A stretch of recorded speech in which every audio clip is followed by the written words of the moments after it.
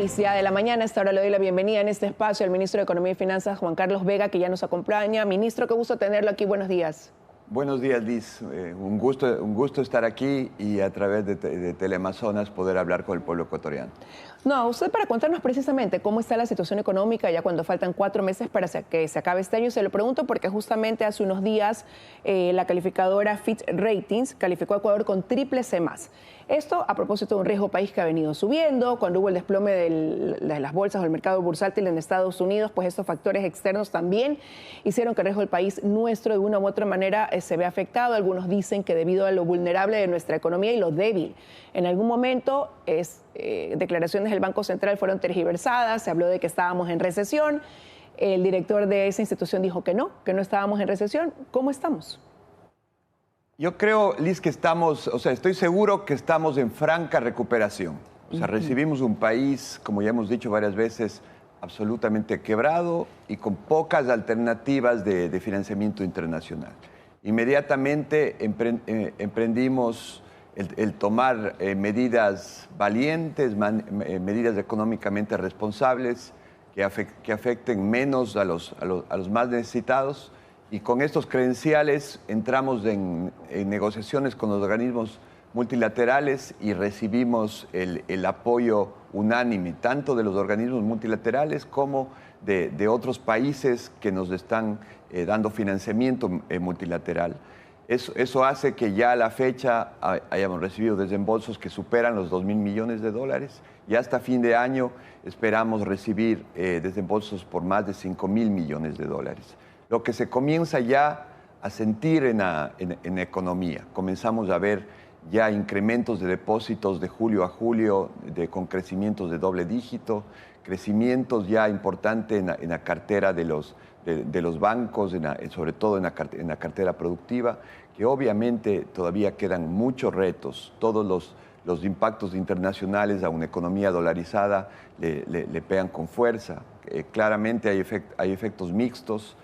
La crisis de Estados Unidos también puede traer que se tomen medidas de reducción de tasas de intereses internacionales antes de lo previsto, lo que alivia también a las finanzas del país en el pago de su servicio de deuda.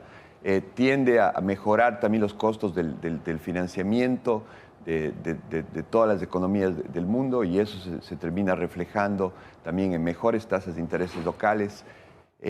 La distorsión del ciclo económico, creo que el esfuerzo grande que estamos haciendo es justo para cambiar el ciclo económico. Hay un crecimiento pequeño interanual del primer trimestre del año 2023 al primer trimestre del 2024. Esperamos un segundo semestre con la inyección de recursos internacionales, con la reactivación de la inversión pública en vías, en hospitales, en escuelas, en todo lo que implica poder tener recursos para reactivar la inversión pública, que también se refleje en reactivaciones del sector privado, en términos de ventas, en términos de mejoras en la cartera. Eso proyecta, ministro, un buen escenario, pero también normalmente cuando hay un ambiente político electoral y estamos ya en ese camino, se genera mucha incertidumbre y eso también genera pues expectativa. Hay quienes dicen que eso pudiera mantener latente incluso la posibilidad del bloqueo de los mercados internacionales, más aún cuando a nivel de asamblea se habla de analizar si es constitucional o no el acuerdo con el Fondo Monetario Internacional. Claramente es un tema absolutamente político que creo que se está entendiendo por todas las fuerzas políticas, que es un financiamiento internacional que no requiere ni nunca ha requerido que sea aprobado por la Asamblea. Es un intento de bloqueo para que no entren los recursos de fuera, lo cual es absolutamente absurdo porque eso lo único que haría es profundizar la crisis y mantener esta situación económica complicada.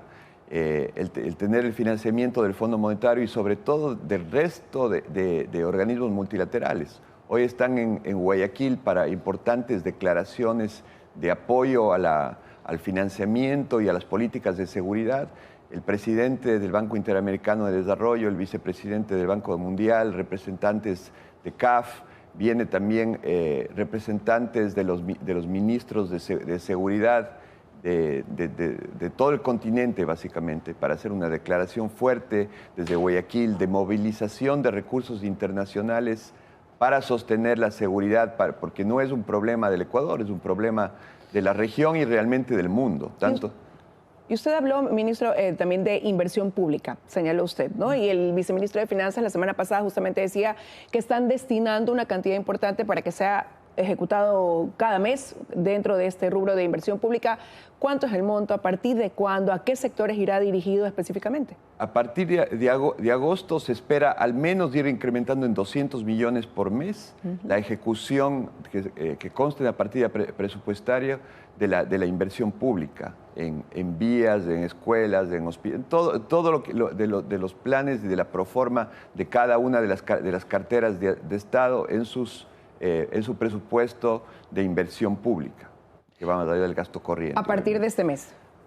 O sea, ya se lo viene haciendo a partir de... Arrancamos en mayo, se ha ido incrementando mes a mes, pero en este mes va a haber un incremento más importante y así a medida que vayamos avanzando en el año, iremos buscando subir esa ejecución de la inversión pública en base a los recursos provenientes del exterior. Pero prioridad quizás algunos sectores como el energético debido a la crisis. Claramente el sector energético, este rato estamos trabajando muy de cerca con el ministro de Energía para prevenir que hayan apagones y comprar capacidad de producción, de generación energética y resolver la crisis energética que se viene muy fuerte en este año porque viene un año muy seco.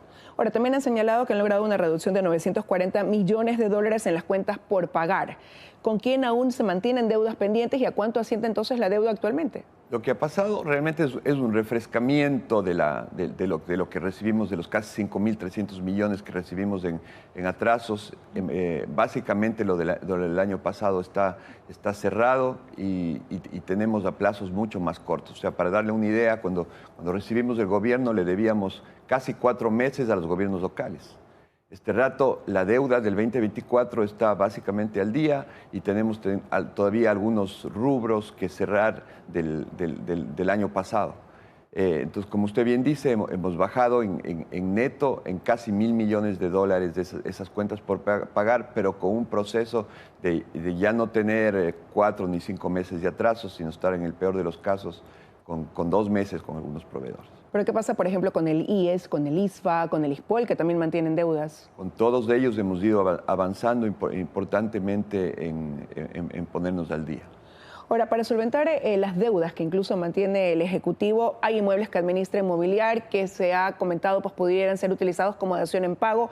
Hay más o menos 750 de estos inmuebles ya con un avalúo incluso hecho. ¿Está trabajando quizás el Ministerio en hacerle la propuesta a los acreedores para que reciban dichos inmuebles, bienes inmuebles como parte de ese pago? Claro que sí, claro que sí. Hay muchos inmuebles, hay muchos procesos ya a nivel local con GATS locales, con interés en activos de Inmobiliar, con algunos proveedores del Estado, como por ejemplo la Junta de Beneficencia de Guayaquil, que ya tiene un interés específico en un inmueble para ir avanzando con la abultada deuda que recibimos también con la Junta de Beneficencia. En algunas ciudades estamos trabajando con Solca también, que tiene interés en algunos de los bienes de Inmobiliar. Entonces estamos activamente trabajando en los avalúos, en los procesos. Tenemos ya un decreto ejecutivo que nos viabiliza el entregar en dación en pago los bienes de Inmobiliar. ¿Cuántos inmuebles aproximadamente serían? Hay cientos de miles de inmuebles, como bien dice usted, se habla de inmuebles hasta por un monto de 1.000 millones. Entiendo que hay como 400 o 500 millones de dólares de inmuebles ya identificados, con avalúos que estarían más listos para poder ser entregados. Ministro, ¿se va a cerrar el ITT este 31 de agosto? Hay un mandato claro del pueblo ecuatoriano de cerrarlo, más allá de que uno pueda estar a favor o en contra, pero este gobierno responsablemente iniciará el proceso de cierre y hay por riesgos sobre todo ambientales y sociales que puede acarrear un cierre antes de tiempo. Se está presentando todas las argumentaciones técnicas y sobre todo los riesgos para ir en un proceso de cierre que no traiga ninguno de esos riesgos. Pero analizando eso, ¿cuándo ya estaría entonces completamente ejecutada esa disposición de una mayoría del pueblo ecuatoriano a través de la consulta popular? Yo creo Casi inmediatamente se comenzaría ya el proceso de cierre de algunos pozos y en base a las recomendaciones de técnicos y sobre todo mitigando los riesgos ambientales, se buscaría un proceso de cierre que podría tomar entre 3 y 5 años de lo que yo he visto de los estudios preliminares. Ahora, pero la propuesta a raíz de que hay que llegar a eso, a cerrar el ITT, es también hacer un cambio quizás en ese modelo económico que ha estado basado permanentemente en precios altos del petróleo y más bien pasarlo a una inversión privada. Y ante eso entiendo pues que ya hay planes también de, por ejemplo, trasladar el Campo Sacha a consorcios internacionales, algo que usted había mencionado, pues pudiera ser una opción viable este mismo año. Yo estoy convencido que el modelo de crecimiento del Ecuador, como usted bien dice, tiene que cambiar de un modelo de altos precios del petróleo e inversión pública, que sean los únicos años que el Ecuador crece a tasas relativamente altas, a pasar a un modelo de inversión privada en minería responsable. Algo habría que hacer desde el lado petrolero también, porque hay muchas oportunidades de retomar la producción en las inversiones privadas en energía. Hay esos 12 proyectos que están a punto de arrancar, que son 100% privados en fotovoltaico, en eólico.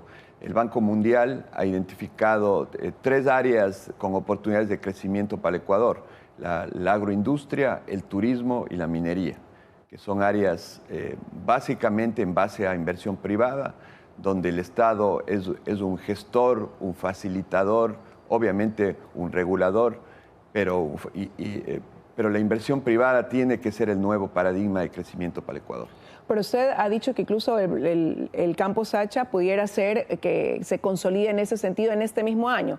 ¿Hacia dónde va encaminado? ¿Cuándo pudiera ser? ¿Qué se ha avanzado, por ejemplo? Esa es una expectativa bastante positiva, donde se pueden firmar de gobierno a gobierno con empresas internacionales públicas que pueden tener consorcios minoritarios con otras empresas privadas y que traiga inversión e incremento de la producción en el corto y mediano plazo,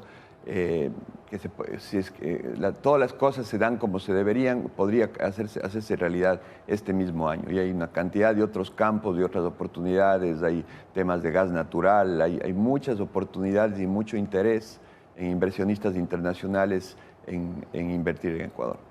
Presupuesto para el financiamiento del proceso electoral del 2025, para que eso no sea un problema y no haya la constante queja de que no hemos podido avanzar cumpliendo el cronograma porque no ha habido el desembolso del Ministerio de Finanzas. Nosotros como el ente responsable de las finanzas públicas siempre buscamos ahorrar, hacerlo de la forma más eficiente, y siempre tenemos esa controversia con las autoridades electorales, que siempre les decimos por qué aquí 2 y no una persona que también podría hacer el trabajo, tratando de optimizar, pero siempre les hemos dado el presupuesto que han requerido para los procesos electorales. Ministro, para cerrar esta entrevista, quizás como la empezamos, ¿se mantiene entonces el que la economía ecuatoriana crecerá en este 2024 por debajo del 1%? Aspiramos que realmente sea el 1%, si se dan alguna de las inversiones que no están tomadas en cuenta en ese 1%, podría ser un poco más. Pero el principal mensaje es que estamos mejorando día a día, que el segundo semestre va a ser mucho mejor que el primero, se va a comenzar a sentir ya un incremento de la liquidez. Eso se va a ir reflejando en mayor empleo en base a la inversión pública, en base a reactivaciones del sector privado, que entendemos que del lado del sector privado quieren una velocidad más alta. Pero va a llegar, lo van a sentir, y el segundo semestre va a ser claramente mejor que el primero. Quiero agradecer que nos haya acompañado esta mañana aquí en 24 horas. Muchas gracias, Liz. Encantado de estar aquí. Que tenga un buen día. Estuvo con nosotros el ministro de Economía y Finanzas. Vamos a una pausa y regresamos con más información y entrevistas.